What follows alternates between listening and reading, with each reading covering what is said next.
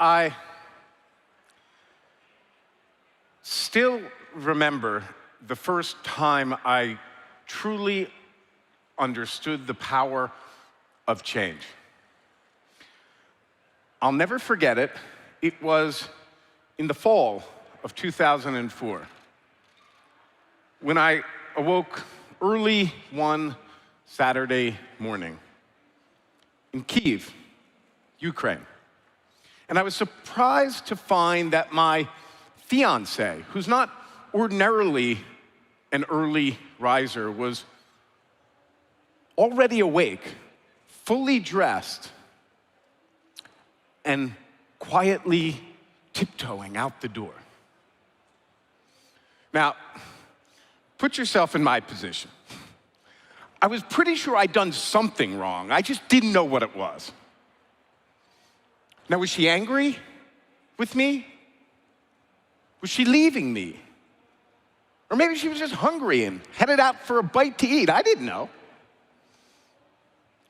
So I asked her, "Hey, where are you going?" And she said, "Oh, I'm heading out to a demonstration. But I thought you didn't care about politics." And she said, well, you know, I didn't, but it's enough already, and we have to do something. And then she threw that orange bandana around her neck and headed out the door.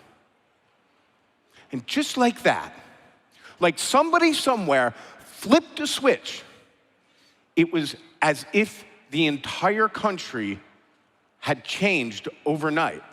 And everyone we knew, all of a sudden, were heading out to political demonstrations on a regular basis. And that's what led just a few months later to the events we now know as the Orange Revolution. Did you ever have something you just felt so passionately about, but you knew that the deck was stacked against you? And it seemed like even to hope was to invite further disappointment. And then for a moment, the universe opens up and you can glimpse real possibility that you can make a difference, not just argue a point. The Orange Revolution was a moment like that, and we were able to change the course of history. I had the privilege of experiencing these events from a fairly unique perspective. In my role as a foreigner, many would consider me to be something less than a full participant. But in my role managing the country's leading news organization, I was certainly something more than a casual bystander. And what I remember most from those days was a feeling of profound confusion. Nobody really knew what was going on or what would happen next. Not the journalists I would speak to in the newsroom every day, not the other business leaders, certainly not the political leaders. There was just this mysterious force that no one could describe, but no one could deny, that was moving events along. And I thought to myself, I'd really like to bottle that force. I'd like to understand it and put it to good use. And that's what led to my 15-year-long journey that led to my book, Cascades. And what I learned was there are natural laws that govern change. And they can be learned and applied by anyone in any context. You can use these principles to bring about the kind of transformation you want to see in your organization, your industry, your community, or throughout society as a whole. The first law is that revolutions don't begin with a slogan, they begin with a cause. When we look back at transformational icons, their paths can often seem inevitable. Of course, they were able to do amazing things. They were superhuman people. But they didn't start out that way. As a young lawyer, Mohandas Gandhi was so shy he could hardly bring himself to speak up in open court. Nelson Mandela was an angry black nationalist. Steve Jobs was a college dropout.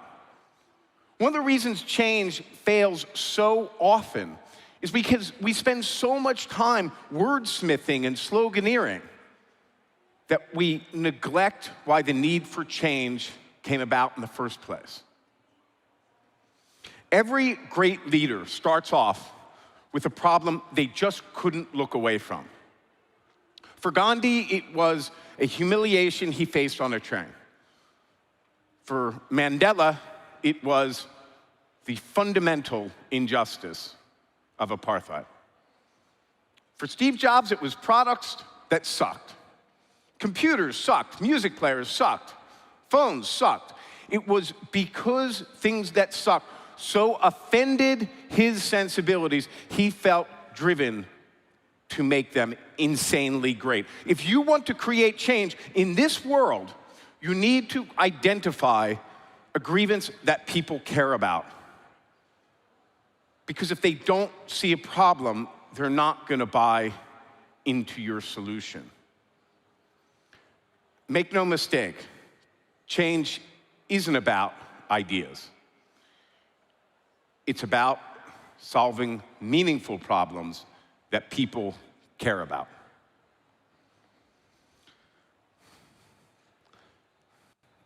The second law is that the status quo always has inertia on its side and never yields its power gracefully. Probably the biggest misconception about change is that once people understand it, they'll embrace it. That's almost never true. If you set out to make genuine impact, you will get pushback. There's going to be people who are going to hate your idea.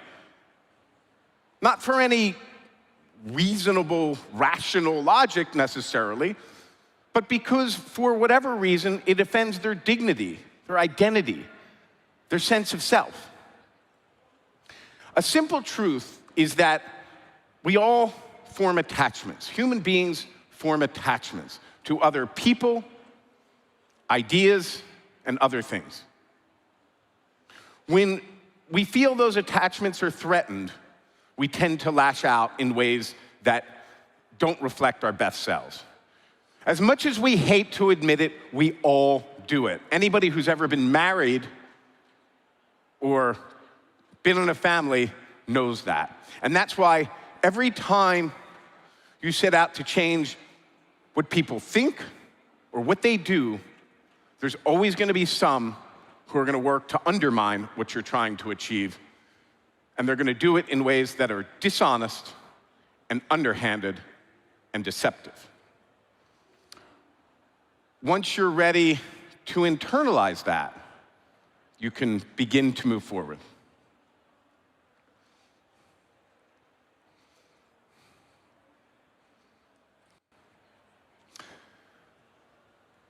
The third law is that it's small groups, loosely connected, but united by a shared purpose, that drives transformational change. One of the first things I learned on my journey was that scientists had known for centuries about that mysterious force I had encountered on the streets of Kyiv. And they even had a name for it. It's called a network cascade or a viral cascade. Imagine thousands of protesters filling the streets of Kyiv or Cairo or even Graz. Countless fireflies blinking on and off in the night sky in nearly perfect unison. Protesters doing the wave at a stadium. These are all examples of information cascading through a network. When ideas are held by individuals or small groups, they're negligible. But when those groups can connect and synchronize their collective behavior, they can become immensely powerful. Industries are remade, countries are overthrown, the previous order is transcended, and the world is transformed. As leaders, it's our job to help those groups to connect and to inspire them with purpose. The fourth law is that your targets determine your tactics. When we really want change to happen, we want to take action. We want to hit the streets, argue against injustice, start a business, make things happen, get stuff done. But the truth is, unless we have a sound strategy, any action is doomed to fail. To be effective, we need to mobilize people to influence institutions. We're always mobilizing somebody to influence something. Those are the two questions we want to ask about each and every action that we take. Who are we mobilizing, and to influence what? Until we can identify, analyze, and understand exactly what our actions are targeted at, we're just wasting our time. If we're gonna change the world, we need to learn to see it differently. We can't just fight the same old losing battles over and over again. We need to redefine the terms of our struggle in ways that put relative strength to bear against relative weakness. And in that way, tilt the playing field to our advantage. The fifth, final law is that every revolution inspires its own counter-revolution. That's what we failed to understand almost 20 years ago in Kyiv. In 2004, we took to the streets, and seemingly, against all odds, we won. Or at least we thought we did. But those people who opposed our cause and wanted to undermine us in any way they could, they didn't just melt away and go home. No, they redoubled their efforts, and eventually they were able to reverse what we had achieved. You see, you can never bet your revolution on any particular person or technology or policy or strategy. It always needs to be rooted in shared values. That's what we got wrong. The Orange Revolution got its name because orange was the campaign color of the opposition candidate, Viktor Yushchenko. And once we won and he got into office, it turned out he wasn't a god or a magician. No, he was just a man. And when he failed, the movement did too. But in the next Ukrainian revolution, the one that came a decade later, they were smarter than we were. And they got it right. The protests were called Euromaidan because they were rooted in shared values, specifically European values. It was, in so many ways, a revolution of dignity. And it continues even now, when Ukraine is being tested as few countries ever have. And even under the greatest of strains, dignity is prevailing. So that leaves me with a question, or a challenge, really. Do you want to make a point or to make a difference? One of the most difficult things about leading change is that we need to let others embrace it for their own reasons, which are often different than ours. When we believe passionately in an idea, we want others to see it the same way we do, with all its beautiful complexity and nuance. We want them to share our passion and our fervor. Many change efforts sabotage themselves for exactly this reason.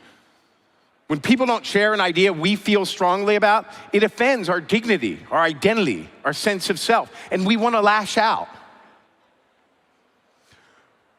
But if we truly care about change, we need to hold ourselves accountable to be effective messengers. We can't just preach to the choir. Sometimes we need to venture out of the church and mix with the heathens. We can be clear about where we stand and still listen to others who see things differently. That doesn't mean we compromise. No, we should never compromise on values we believe in. But what it does mean is that we can identify common ground upon which we can build a shared future. Each and every one of you has the power to do that. So the message I want to leave you with is this. Don't worry about making a point. Go out and make a real difference. Thank you.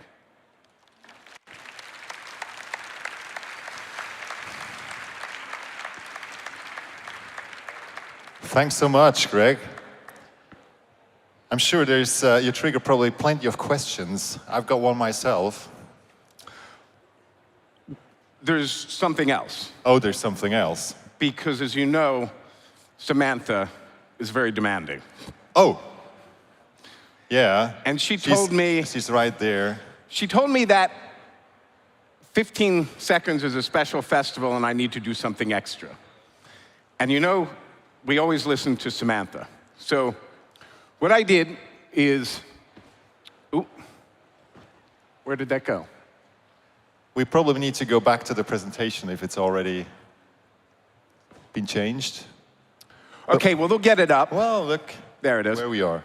So this is a special page where if you take the QR code, it will take you to a special web page where you'll get 3 additional resources you can take home. It's the 3 scientific principles behind Cascades, 10 principles of transformational change, and also a workbook. It's the same workbook we use with our organizational clients that will give you a step-by-step guide about how you can create the movement you want to see. Was that your question? That was not my question, but excellent. Thank you for adding that.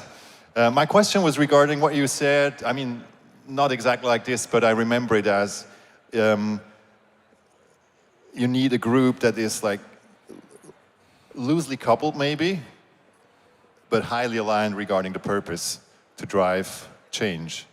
And so my question is, I mean, I can totally see that. I can totally see that regarding the examples you gave us, and then transferring that to the organizational area. I wonder, how does that work out? What would your advice be? Because in an organizational environment, you're, I guess, also aiming to take with you as many people as you can, you know, not destroying necessarily all the structures and overthrow everything, but really gather people around a certain purpose. What's your experience? How can play out? So this is absolutely the first question that people need to answer for themselves. Because when people want big change, they want to start fast. It's almost always a mistake to start off with a big kickoff meeting or a big internal communication campaign. Because remember those people who are going to hate your idea and they're going to work to undermine it any way they can? You're just alerting them ahead of time so they can get started undermining you. You're much better off going to where the energy is. Starting with people who are enthusiastic at whatever level. It's a misnomer that change is top down or bottom up. It's always side to side. Find people who are enthusiastic about your change, who you can empower to succeed, who can bring in others, who can bring in others still. And that's how you can get out of the business of selling an idea, which is always tough, and into the business of selling a success, which is somewhat easier. Thanks for answering that. So, do I see any hands in here? There's microphones coming your way. Don't be shy.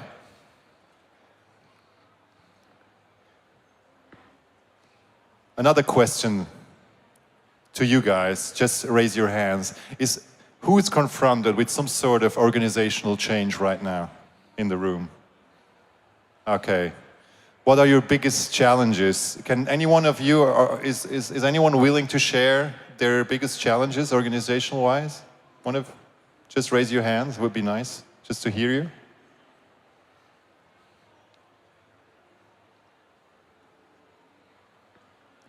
Well,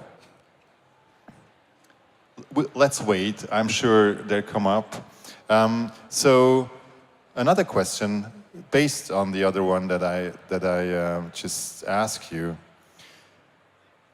So you look at an organizational, organizational structure, and the last thing you said was like, okay, empower people. You go look where the energy is and empower people. Mm-hmm. Now, is there a way that works the other, like upside down, like a grassroots movement in your experience? Because I guess if you're called into an organizational environment, it's probably the top leadership that calls you, and not like the grassroots movements. Oh, let's bring in Greg. Or how does that work with you? Oh, well, so often how it works is an idea for change comes from the top.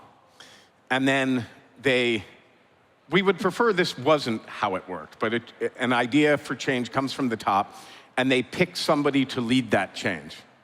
And they're told that they have full backing, that we need to move fast, this is an urgent change. They have their big kickoff meeting and have a big informational campaign.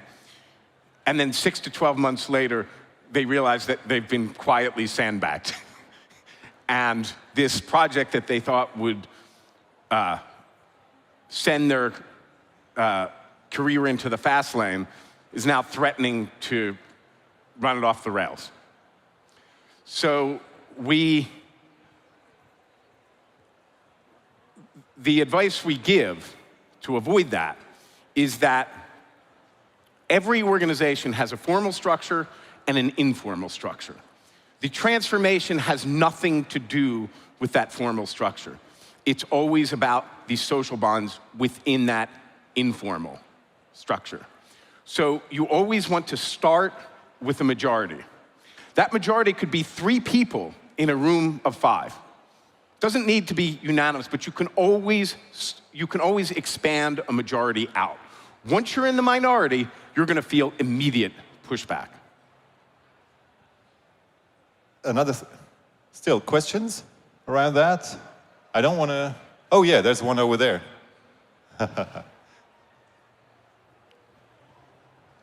Love your talk. What's the biggest assumption that, say, conventional leaders managing transformation need to take on? That change is about persuasion. That somehow you can convince people, and that will bring change about. That's the biggest assumption. One of the most interesting things I found in my research is when it comes to big radical, transformations, whether it was something in an organization or social transformations such as LGBTQ or civil rights, it never happens when people are persuaded. What triggers the end game is always when the opposition discredits themselves in some way. And we've all seen this situation, and it's something we should think about, that we're in a meeting, something is proposed, and over the course of an hour, things move slowly towards a consensus.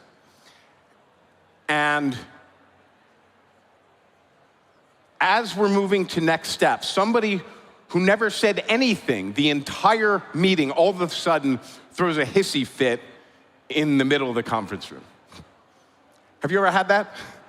Sure. Clap your hands if that's happened to you. So quite a few people. Think about why that happens. The change was proposed, and they had a reaction that was so visceral, they couldn't articulate it, which is why they didn't say anything. And they spent that whole hour feeling that somebody is going to see what a bad idea this is, and that never came. And it was that initial success that led to the outburst. That's what triggered them. And with that outburst, they completely discredit themselves, and no criticism that comes after that is going to be effective for them. But the thing is, usually they don't have that hissy fit. They go start sabotaging the idea in the halls. And so that's what we need to overcome if we're going to bring change about. Does that make sense?